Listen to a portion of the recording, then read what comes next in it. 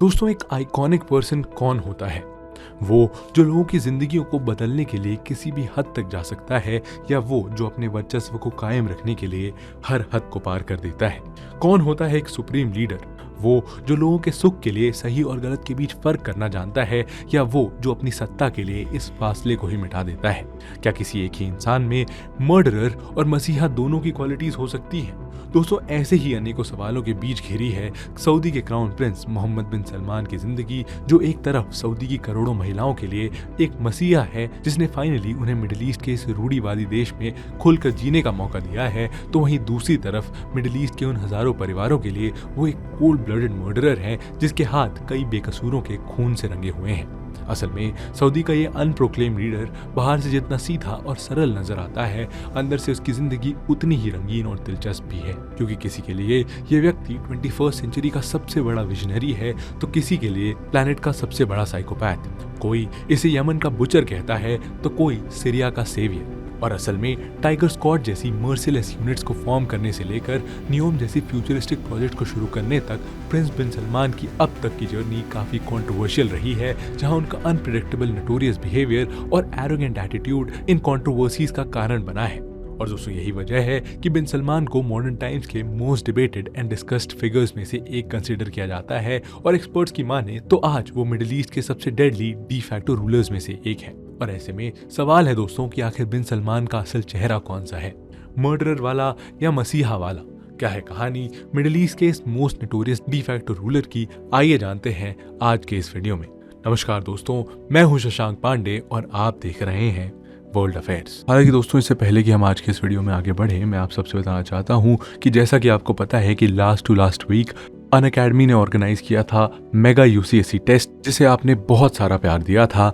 इसीलिए एक बार फिर अनअकैडमी लेकर हाजिर हुआ है आपके लिए Unacademy civil services championship test, जो कि होने वाला है इस 24 नवंबर को 11 AM और 5 PM। आपने देखा होगा कैसे मेगा प्राइजेस मिले थे ढेरों लोगों को, वैसा ही एक मौका एक बार फिर है आपके पास, जहां आप जीत सकते हैं अप टू 90% स्कॉलरशिप्स एंड ढेरों एक्साइटिंग रिवॉर्ड्स। तो अभी जाइए और एनरोल करिए इस टेस्ट में, और साथ ही आप ले सकते हैं अनअकैडमी का यूपीएससी सब्सक्रिप्शन, जहां आपको मिलता है कंप्लीट प्रीलिम्स एंड मेंस का प्रिपरेशन। अभी जाइए और ये सब्सक्रिप्शन लीजिए, और चलिए आगे बढ़ते हैं आज के इस वीडियो के साथ। Chapter 1, an inauspicious start, how Abu Rasasa became MBS। तारीख 25 जनवरी 2015। सऊदी के 90 वर्षीय किंग अब्दुल्ला अस्पताल में अपनी अंतिम सांसें गिन रहे थे, लेकिन अस्पताल के बाहर खड़े लोगों के मन में सिर्फ एक सवाल चल रहा था, अब्दुल्ला के बाद अब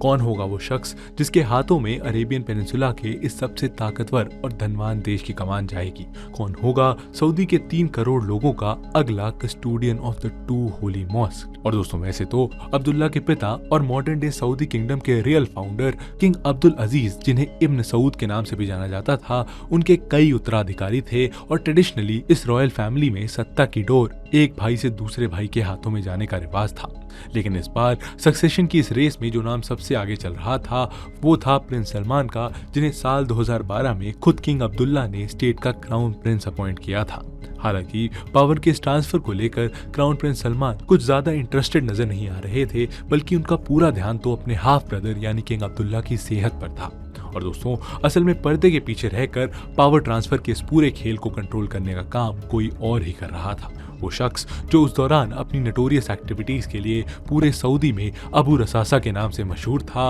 वो शख्स जिसे क्राउन प्रिंस सलमान अपना सबसे फेवरेट सन मानते थे, वो शख्स जो आगे चलकर सऊदी की तकदीर को पूरी तरीके से बदलने वाला था। जी हाँ दोस्तों, हम यहाँ जिस शख्स की बात कर रहे हैं वो कोई और नहीं बल्कि सऊदी के करंट क्राउन प्रिंस और अनप्रोक्लेम लीडर मोहम्मद बिन सलमान हैं, जिन्हें हम सब MBS के एक्रोनिम से जानते हैं। दरअसल जब सऊदी की रॉयल फैमिली इस सक्सेशन गेम को विटनेस कर रही थी, तब MBS सिर्फ 29 यानी 29 साल के थे, और सऊदी के बाहर उन्हें कोई जानता भी नहीं था। ना वो CIA और MI6 जैसी वेस्टर्न एजेंसी के रेडार पर थे, जो सालों से सऊदी रॉयल फैमिली की एक्टिविटीज को क्लोजली मॉनिटर कर रही थी, और ना ही उनका नाम मोसाद की पर्सन विद इंटरेस्ट वाली लिस्ट पर था। इस वक्त तक एमबीएस को सऊदी के बस कुछ गिने चुने ऑफिशियल्स ही जानते थे और उन ऑफिशियल्स के लिए एमबीएस बस एक ऐसा रईस ज़्यादा था जो अजीबोगरीब और बहकी बहकी सी बातें करता था। कभी वो ये कहता नजर आता था कि वो ऑयल रिच सऊदी को मिडिल ईस्ट की सिलिकॉन वैली में ट्रांसफॉर्म कर देगा, तो कभी उसकी बातें इस्लामिक कस्टम्स और ट्रेडिशन से बिल्कुल मेल खाती नजर नहीं आती थी।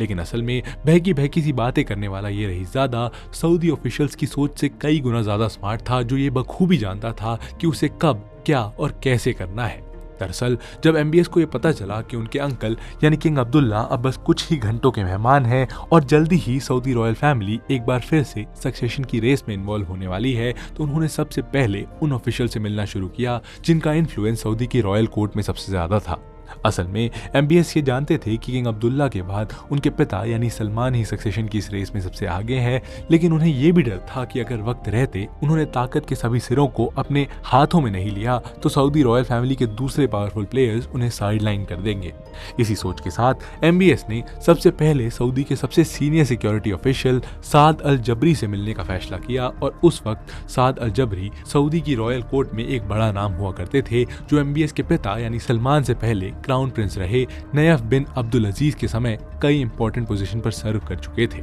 जब साद एमबीएस से मिलने आए तो एमबीएस के बॉडीगार्ड्स ने उन्हें अपना मोबाइल फोन कमरे से बाहर रखने को कहा और साद के कमरे में एंटर करते ही बिन सलमान ने कमरे में रखे इकलौते लैंडलाइन फोन को डिस्कनेक्ट कर दिया। दरअसल उन दिनों बिन सलमान को रॉयल फैमिली में मौजूद स्पाइस का बड़ा डर लगा रहता था और वो नहीं चाहते थे कि अब वो जो बातें साद को कहने वाले हैं वो किसी और के कानों तक पहुंचे। कमरे का गेट बंद होते ही बिन सलमान ने अपने एक्स्ट्राऑर्डिनरी प्लान्स को साद के सामने शेयर करना शुरू किया,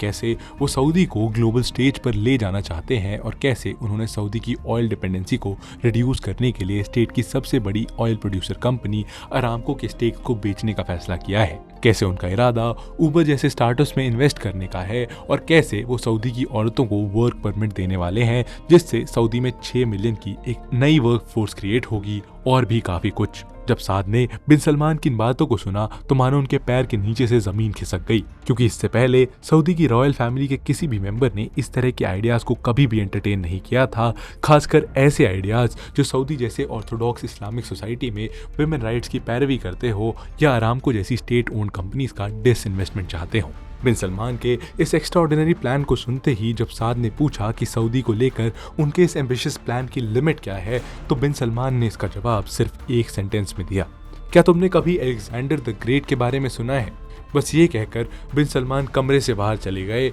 और कमरे के अंदर खड़े साद इस सोच में पड़ गए कि अब वो करें तो करें क्या। ऐसा इसलिए क्योंकि जिन आइडियाज को बिन सलमान ने साद के साथ शेयर किया था उनके रिजल्ट्स डेवास्टेटिंग भी हो सकते थे और डेफिनेटिव भी। लेकिन दोस्तों, साद की चिंता का असली कारण बिन सलमान का प्लान नहीं था और असल में वो ये सोचकर परेशान थे कि अब इस पावर सक्सेशन में अगर उन्होंने बिन सलमान का साथ नहीं दिया तो उनकी भी जान सऊदी के दूसरे ऑफिशियल्स की तरह खतरे में ना पड़ जाए। दरअसल दोस्तों, ये वो समय था जब बिन सलमान सऊदी ऑफिशियल्स के बीच अबू रसासा के नाम से मशहूर थे, जिसका मतलब होता है फादर ऑफ बुलेट्स। ये नाम बिन सलमान को उनकी उन नटोरियस एक्टिविटीज के लिए मिला था जहां वो अपने राइवल्स को डराने के लिए एनवेलप में बंदूक की गोलियां डालकर भेजा करते थे। दरअसल दोस्तों, यंग एज से ही एमबीएस का एटीट्यूड बड़ा ही एरोगेंट रहा था, जहां वो जो चाहते थे उसे बाय हुक और बाय क्रुक पाक कर रहते थे। और दोस्तों, इस बात का अंदाजा आप ऐसे लगा सकते हैं कि जब एमबीएस के पिता खुद क्राउन प्रिंस नहीं हुआ करते थे तब भी वो सऊदी के कई वेल्दी बिजनेसमैन को डरा धमका के उनसे अपने पर्सनल इन्वेस्टमेंट फंड्स में पैसा ट्रांसफर करवाया करते थे।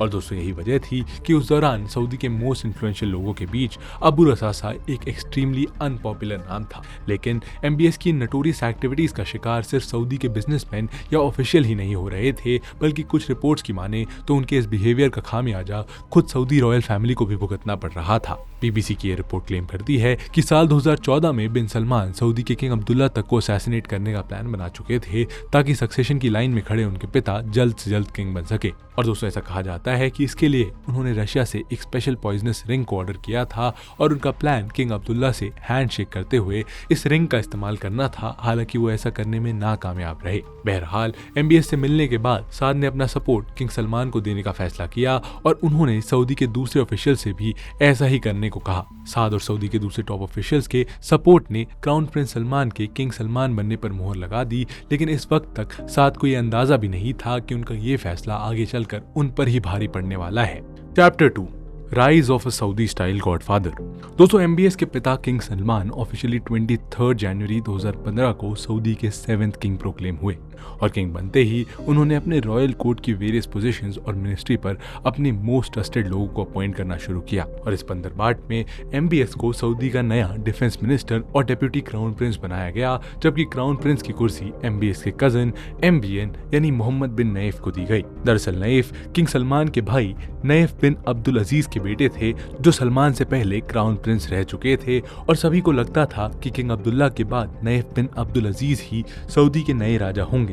लेकिन किंग बनने से पहले ही साल 2012 में उनकी मौत हो गई थी, इसीलिए किंग सलमान ने अपने बेटे को क्राउन प्रिंस ना बनाते हुए अपने भाई के बेटे को क्राउन प्रिंस बनाना ठीक समझा। दूसरी तरफ सऊदी का डिफेंस मिनिस्टर बनते ही एमबीएस की शक्तियां दुगनी हो गई और अब वो इन शक्तियों का खुलकर इस्तेमाल करने लगे, जहां उनका पहला निशाना बना सऊदी का पड़ोसी मुल्क यमन, जिसने उन्हें एक और बदनाम नाम दिया जो था यमन का कसाई यानी बुचर ऑफ यमन। दरअसल दोस्तों, सऊदी अरेबिया कई सालों से यमन से ऑपरेट कर रहे हूती रिबल्स की एक्टिविटी से परेशान था, लेकिन दोनों के बीच का कॉन्फ्लिक्ट साल 2014 में तब एस्केलेट कर गया जब 21 सितंबर को हूती फोर्सेस ने यमन की कैपिटल सना को सीज कर दिया। अब क्योंकि यमन सऊदी के साथ लंबी बॉर्डर शेयर करता था, ऐसे में सऊदी को ये डर सताने लगा कि कहीं हूती फोर्सेस सऊदी बॉर्डर्स में एंटर ना कर जाए। हालांकि क्योंकि अब तक सऊदी का कंट्रोल किंग अब्दुल्ला के हाथों में था, इनकी पॉलिसीज एक्शन से ज्यादा डिस्कशन पर बेस्ड थी, इसीलिए हूती रेबल्स की समस्या को वो अमेरिका और यूके के सहारे हैंडल कर रहे थे।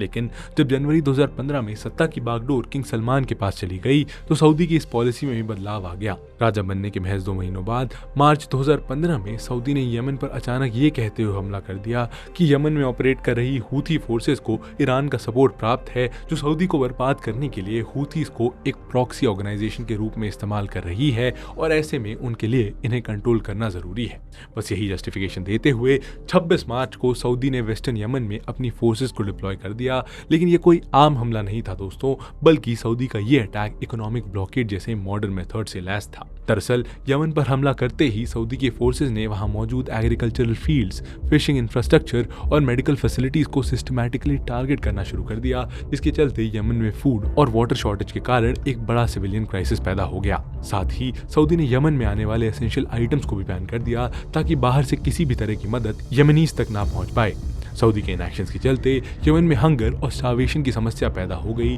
जिसके चलते हर दिन हजारों लोग मारे जाने लगे। असल में सऊदी का इरादा स्टार्वेशन को एक बार्गेनिंग टूल के रूप में इस्तेमाल करने का था, ताकि फिर कभी यमन का कोई भी ग्रुप ईरान का साथ देने की जरूरत ना करे। एक एस्टिमेट के अकॉर्डिंग सऊदी के इन एक्शन से 1.5 लाख से ज्यादा यमनी सिविलियंस की जान चली गई थी, जिसके बाद सऊदी को ग्लोबल बैकलैश झेलना पड़ा था। लेकिन क्या इन एक्शंस की वजह न्यूली अपॉइंटेड किंग सलमान थे? जी नहीं दोस्तों, असल में यमन पर अटैक करने से लेकर वहां की सिविलियन फैसिलिटीज को टारगेट करने और यमनीज पर बैन इंपोज करने जैसे सभी डिसीजन किंग सलमान नहीं बल्कि उनके न्यू डिफेंस मिनिस्टर यानी मोहम्मद बिन सलमान ले रहे थे। इवन कुछ रिपोर्ट्स तो ये भी क्लेम कर रही थी कि किंग सलमान तो कभी भी इस लेवल पर अटैक एग्जीक्यूट नहीं करना चाहते थे, बल्कि उनका इरादा तो हमेशा की तरह अमेरिका की मदद से हूती फोर्सेस के ठिकानों पर 2-4 एयर स्ट्राइक्स करने का था। लेकिन उनके डिफेंस मिनिस्टर यानी एमबीएस तो खुद को एक नेशनल हीरो बनते देखना चाहते थे और इसीलिए उन्होंने ह्यूमैनिटेरियन थॉट्स को साइड रखते हुए यमन के सिविलियंस को निशाना बनाया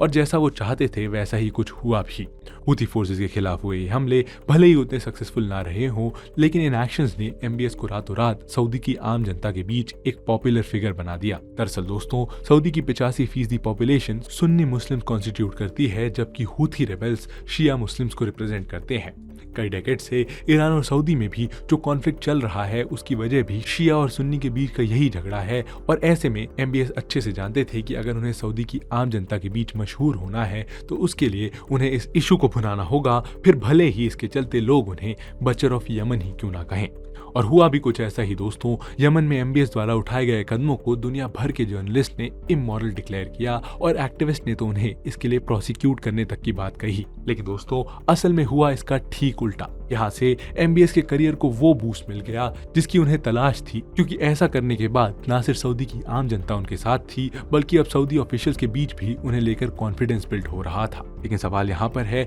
कि वो ऐसा क्यों कर रहे थे। दरअसल एमबीएस का इरादा कभी डिफेंस मिनिस्टर बनने का नहीं था, बल्कि ऐसा कहा जाता है कि उनकी नजरें तो हमेशा राजा की कुर्सी पर थी, जिसके लिए वो अपने ही अंकल किंग अब्दुल्ला तक को असैसिनेट कर देना चाहते थे। लेकिन राजा बनते ही उनके पिता ने उनकी जगह उनके कजिन मोहम्मद बिन नईफ को क्राउन प्रिंस प्रोक्लेम कर दिया था, और ऐसे में एमबीएस को लगा कि अब अगर उन्हें एमबीएस की सत्ता को अपने हाथों में लेना है तो उन्हें कुछ खुद ही करना होगा। और दोस्तों यहीं से उनके और नैफ के बीच एक टसल शुरू हुई, जिसने 2 साल के लिए इब्न सऊद रॉयल फैमिली समेत पूरे सऊदी एडमिनिस्ट्रेशन को केओस में ढकेल दिया। अप्रैल 2017 आते आते सऊदी में शक्ति के 3 केंद्र स्थापित हो चुके थे, जिसमें पहले थे किंग सलमान, दूसरे क्राउन प्रिंस नईफ और तीसरे डेप्यूटी क्राउन प्रिंस मोहम्मद बिन सलमान। और दोस्तों अब क्योंकि मोहम्मद बिन सलमान के एम्बिशंस अलग थे, इसीलिए बार बार उनकी तकरार नैफ से होती रहती थी, और दोनों के बीच ये कोल्ड वॉर मई 2017 में तब एस्केलेट कर गई जब यूएई, बहरीन और इजिप्ट जैसे देशों ने कतर पर टेररिज्म को सपोर्ट करने का आरोप लगाते हुए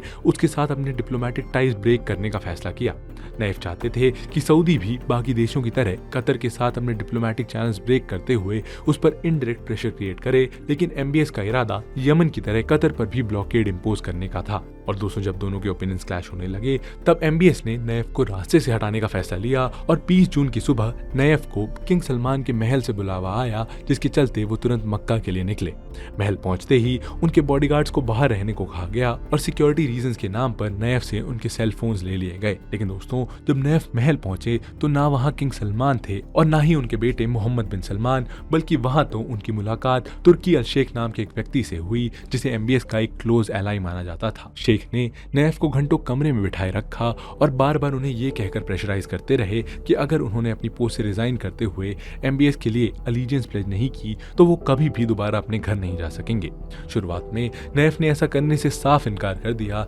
लेकिन जब शेख ने उनसे ये कहा कि बिन सलमान का हुक्म है और अगर तुमने रिजाइन नहीं किया तो तुम्हारे और तुम्हारे परिवार के हालात बहुत बुरे होंगे, ये सुनकर नैफ की हिम्मत टूट गई और उन्होंने अपनी पोस्ट से रिजाइन कर दिया। कहा जाता है कि नैफ बिन सलमान के इस एक्ट से इतना डर गए थे कि उन्होंने उस दिन पानी तक पीने से इनकार कर दिया था, क्योंकि उन्हें डर लग रहा था कि बिन सलमान उन्हें जहर दे देंगे। बहरहाल नैफ के रास्ते से हटते ही बिन सलमान को तानाशाही का वो खुला मैदान मिल गया जिसकी तलाश उन्हें हमेशा से थी। और दोस्तों अब वो एक एक करके सऊदी के हर उस इंसान को टारगेट करने लगे जो उनके खिलाफ खड़े होने की जुर्रत कर सकता था। बिन सलमान का सबसे पहला शिकार बने नैफ के सबसे ज्यादा खास और सऊदी के मोस्ट इन्फ्लुएंशियल ऑफिशियल साद अल जबरी। जी हाँ दोस्तों, वही अल जबरी जिन्होंने किंग सलमान के सक्सेशन को सपोर्ट किया था। कहा जाता है कि बिन सलमान साद को करप्शन के चार्जेस में कन्विक्ट करके उन्हें एग्जीक्यूट करना चाहते थे, लेकिन ये बात साद को पहले ही पता चल गई और वो कनाडा भाग गए। साद को वापस सऊदी लाने के लिए बिन सलमान ने उनकी फैमिली को टारगेट करना शुरू किया और उनके बच्चों को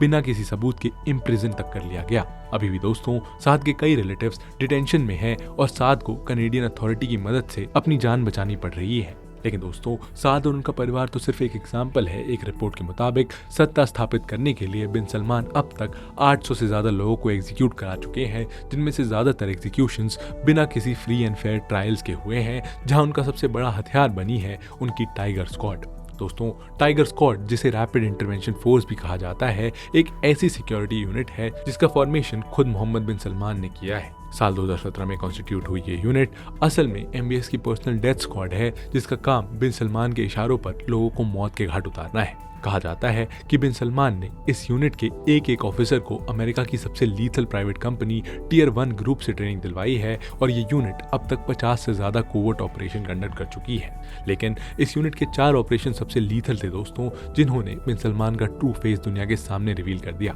इस यूनिट का सबसे डेडली ऑपरेशन था वॉशिंगटन पोस्ट के कॉलमनिस्ट जमाल खशोगी के खिलाफ, जहां इस यूनिट के 15 मेंबर्स ने एक सो कॉल्ड कोवर्ट ऑपरेशन में इस्तांबुल की सऊदी कॉन्सुलेट के अंदर ही जमाल खशोगी का मर्डर करके उनकी बॉडी को डिसमेंटल कर दिया था। दरअसल दोस्तों 59 वर्षीय जमाल एक प्रोमिनेंट सऊदी जर्नलिस्ट थे, जिन्होंने अपने डेकेड्स लॉन्ग करियर में सोवियत यूनियन के अफगानिस्तान इन्वेजन से लेकर Osama bin Laden lead al Qaeda के राइज जैसी मेजर स्टोरीज को कवर किया था और किंग अब्दुल्ला के टाइम तक उन्हें सऊदी फैमिली का क्लोज एलाई कंसिडर किया जाता था। हालांकि 2017 में जब बिन सलमान ने अपना एक्सट्रीम ऑटोक्रेटिक नेचर शो करना शुरू किया तो वो सऊदी छोड़कर चले गए और वॉशिंगटन पोस्ट के जरिए बिन सलमान की पॉलिसीज को खुलकर क्रिटिसाइज करने लगे। बस बिन सलमान जमाल के इन्हीं एक्ट से खफा थे और इसीलिए उन्होंने उसे टर्किश सॉइल पर एकदम फिल्मी अंदाज में असैसिनेट करवा दिया। इसी तरह इस यूनिट ने सऊदी की एक कोर्ट जज जिनका नाम सुलेमान अब्दुल रहमान अल थुनिया था, उन्हें एक डेडली वायरस से इंजेक्ट करके मौत के घाट उतार दिया था। और ऐसे ही कुछ फेल्ड अटेम्प्ट सऊदी के कई ऑफिशियल्स पर भी किए गए जो बिन सलमान के डर से सऊदी छोड़कर कनाडा और यूएसए जैसे देशों में एग्जाइल में रह रहे थे। लेकिन बिन सलमान के इस वायलेंट एक्ट का टारगेट सिर्फ सऊदी के एक्स ऑफिशियल्स या वो लोग नहीं हुए जिनसे उन्हें खतरा था, बल्कि सऊदी की आम जनता भी मिडिल ईस्ट के इस नोटोरियस रूलर का शिकार हुई है। एग्जाम्पल के लिए अब्दुल रहीम अल हवाईती नाम का ये इंसान, जिसे बिन सलमान की आर्मी ने सिर्फ इसलिए मौत के घाट उतार दिया था क्योंकि वो नियोम प्रोजेक्ट के लिए अपनी जमीन सऊदी गवर्नमेंट को हैंडओवर नहीं करना चाहता था। सिमिलरली दुनिया के सामने औरतों को इक्वल राइट्स देने का दावा करने वाले बिन सलमान के राज में मानाहेल अल कताइबी जैसी महिलाओं को टेररिस्ट बताकर सिर्फ इसीलिए 11 साल की सजा सुना दी जाती है क्योंकि वो अपने हिसाब से कपड़े पहनना चाहती थी। 2022 में सऊदी की एक कोर्ट एक साथ 81 लोगों को ये कहकर एग्जीक्यूट करने का ऑर्डर दे देती है कि वो बस टेररिस्ट हैं, जबकि बाद में कुछ इंडिपेंडेंट रिपोर्ट्स ये क्लेम करती हैं कि उनमें से कुछ लोगों को सिर्फ इसलिए पकड़ लिया गया था क्योंकि वो शिया माइनॉरिटी ग्रुप से बिलोंग किया करते थे। इसी तरह 2023 में सऊदी के एक युवा को सिर्फ ट्विटर पर किए एक कमेंट के चलते डेथ पेनल्टी सुना दी जाती है। और ऐसे में इन सभी केसेस को देखते हुए तो यही लगता है कि वेस्टर्न वर्ल्ड में अपने आप को ओपन माइंडेड और मॉडर्निस्ट बताने वाले बिन सलमान का ट्रू नेचर एक नोटोरियस रूलर का है जो अपने खिलाफ ना कुछ सुन सकता है और ना ही कुछ बोलने देता है। लेकिन मिडिल ईस्ट के इस क्राउन प्रिंस को लेकर आपके क्या विचार हैं? क्या ये एक मर्डरर हैं या मसीहा? जरूर बताइए हमें कमेंट सेक्शन में दोस्तों। मिलते हैं आपसे ऐसे ही एक और इंटरेस्टिंग और इन्फॉर्मेटिव वीडियो के साथ। तब तक के लिए जय हिंद।